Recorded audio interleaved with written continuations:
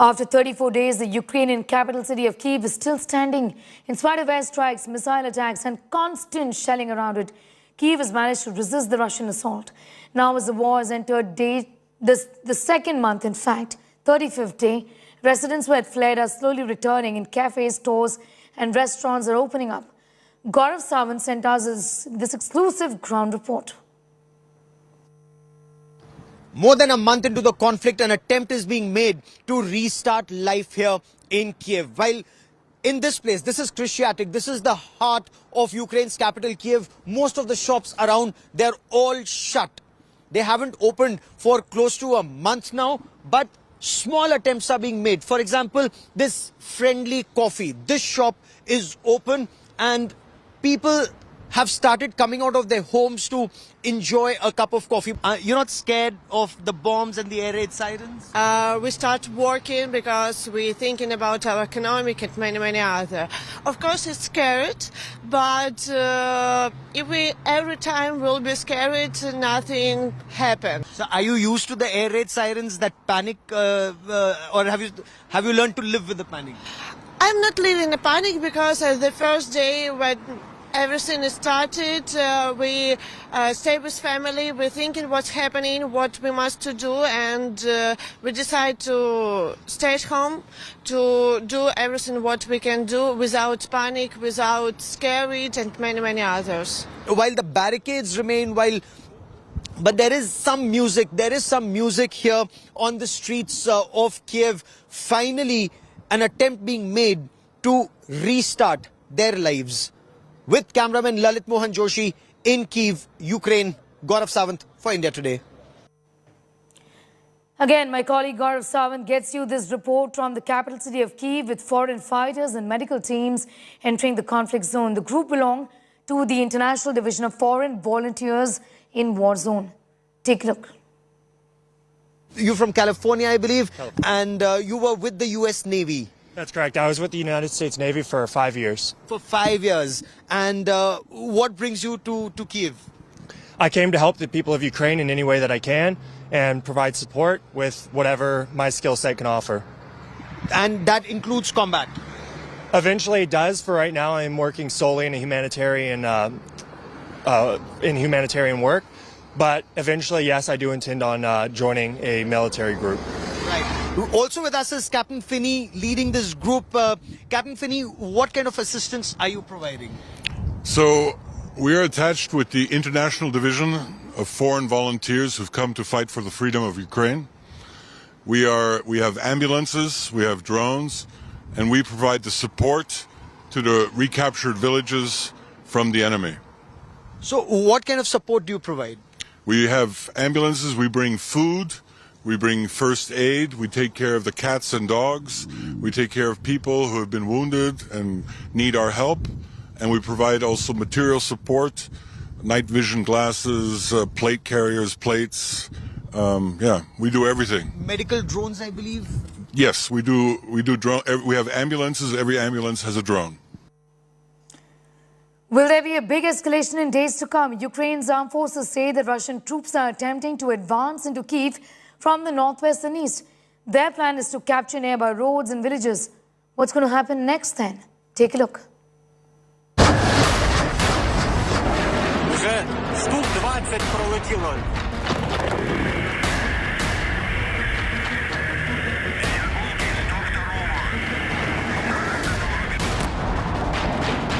The raging battle for capital city Kyiv continues, and Moscow is increasing both intensity of attacks and ferocity of weaponry, aiming to make the phase 2 of the ongoing war even deadlier. Russian troops are attempting to advance on Kyiv from the northwest and the east, capturing nearby roads and villages. But Ukraine is not backing down. Russian forces are currently being held back by Ukrainian fightback in outskirts of Kyiv. Early this morning, there was intense shelling reported from the north, northeast and west, 3 directions in Kyiv, and that is where the Russian forces are reportedly advancing. So initially there was a feeling that there would be a lull since negotiations are happening, but there appears to be an intensification in the operations that are being carried out by the Russians. Villages surrounding Kyiv, including Bayshiv, Stoyanka and Sitnyaki, are in ruins. Their infrastructure damaged, buildings destroyed and streets deserted. The workers are still working and they're making sure that in case of any heavy bombardment in this area in Sofia Square, this statue, which is an ancient statue, is a heritage of the city, is protected and is not damaged in any kind of air attacks from the Russian forces. Destroyed tanks, armored vehicles dot the landscape, indicating a massive trail of destruction. India Today met a group of US war veterans who have arrived in Kyiv to help Ukraine fight back. So, Marshall incidentally is a combat veteran. He's had extensive tours of duty overseas with the US Armed Forces. John, you're helping as a volunteer. What do you do? So I'm actually bringing donations from Canada.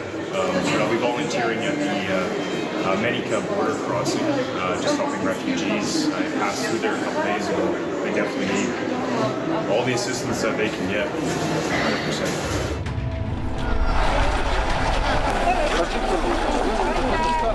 Despite continued attacks from Kyiv, some residents of Kyiv who fled the capital city are slowly returning home. Now that the two of you are back and you're on rotation, you're on R&R right now, you'll go back to the front line. Yes, next week, approximately next week.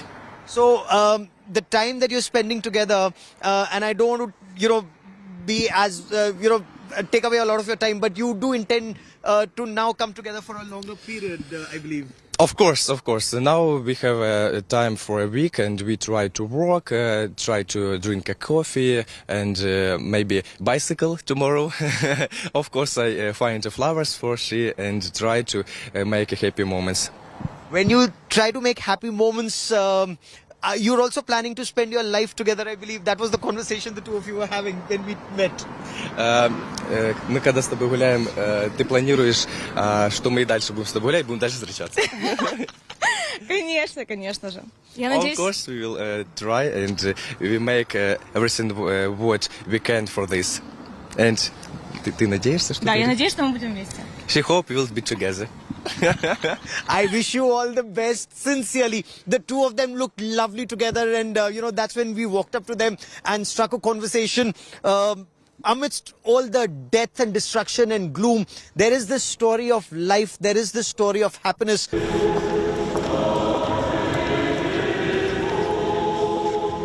Local churches becoming rallying points for residents. With Gaurav Sawant and Rajesh Pawar in Kyiv war zone. Bureau Report, India Today. Russia continues its onslaught against Ukraine as the war enters day 34. Major cities of Ukraine, including the port city of Mariupol, Lviv and Kyiv, continue to remain the worst affected cities, continuing to face intense Russian attack while citizens continue to flee for their lives. Ukraine continues to fight back and protect their land. Ukrainian forces have seized control of the town of Irpin, a few miles from Kyiv. The area's mayor has said that Irpin had been liberated and that Russian soldiers were offering to surrender. Ukrainian forces in Donetsk and Luhansk regions repulsed 7 enemy attacks in the last 24 hours. The fight continues. Its soldiers destroyed 12 tanks, 10 infantry fighting vehicles and 3 vehicles. Russian army is also reportedly suffering losses in manpower now. Today, we have good news. Our defenders are advancing in the Kyiv region, regaining control over Ukrainian territory. Irpin was liberated. Well done. I am grateful to everyone who worked for this result. The occupiers are being pushed away from Kyiv. However, it is too early to talk about secure situation in the parts of our region. The fighting continues. This is ruthless war against our nation, against our people, against our children. As of today, 143 children are known to have died. Russian troops control the north of Kyiv region. We have the resources and manpower. They are trying to restore the destroyed units. The level of the losses, even at 90%, is not an argument for them to stop. Hundreds and hundreds of units of burned and abandoned enemy equipment do not convince them that this will happen to everyone. Chernihiv, Sumy, Kharkiv, Donbas, southern Ukraine, the situation everywhere remains tense and very difficult. Once a bustling city of over 500,000 people is now turned into a ghost town. Relentless bombardment by Russian forces has destroyed Mariupol. Moscow has bombed residential areas. Ukraine claims 5,000 people have been killed. Mariupol is running out of water. Also food, roads are inaccessible. Mariupol mayor says about 90% of buildings have been damaged. 40 have been completely destroyed. 140,000 civilians have escaped. Another 170,000 are trapped. Маріуполь так і залишається заблокованим. Російські війська не дали організувати сьогодні жодного гуманітарного коридору. Не дали тишу.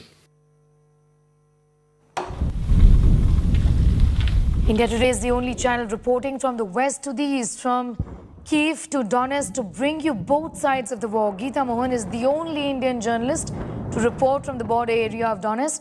She is now on her way to the besieged city of Mariupol. Here is her exclusive ground report.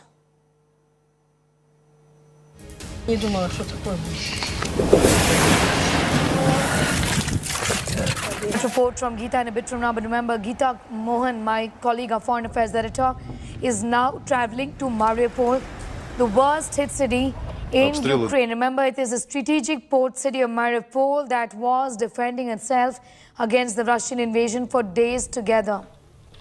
Listen in to this report from Geeta.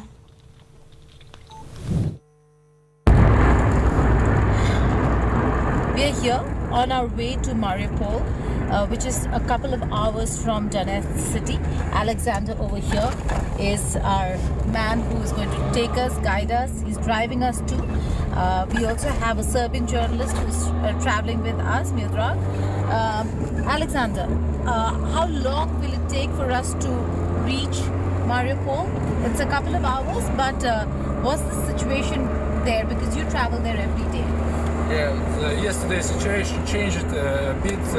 Now we have a straight road from Donetsk to Mariupol opened. Now it's fully controlled by our forces, so we can get in this by the straight way. I guess we'll need 2 hours to get from Donetsk to Mariupol. The only way where we change the straight direction is inside of the city when we going around Ukrainian position to stay safe. Okay. Most of the area now, they say, is controlled by the Russian and the Donetsk side, but fierce fighting still underway. You keep going there every day. Is there fierce fighting still underway? And what's the situation of the people living there? Situation was horrible there. We will see that 5 days ago. Our forces brought their food and water, so now it's getting better a bit. But still people don't have electricity. It's very hard for them to get the water we brought because it's only one place in the city now. So they need to get to the place and get back with no fuel and with no electricity, no phones. So I can say the situation is getting better now, but it was very bad. We cannot see it anywhere around. Right. On the way to Mariupol, Geeta Mohan for India Today. Brutal Chechen leader, the president of the Chechen Republic. Let's also bring you how he's a close ally, remember, of Vladimir Putin, made Lieutenant General of Internal Troops by Putin. He fought in Chechen war before switching sides. He rules Chechnya with heavy-handed repression. He has also been criticized for unleashing crimes on humanity, accused of torture, extrajudicial killings, behind the killings of Russian journalists and even activists.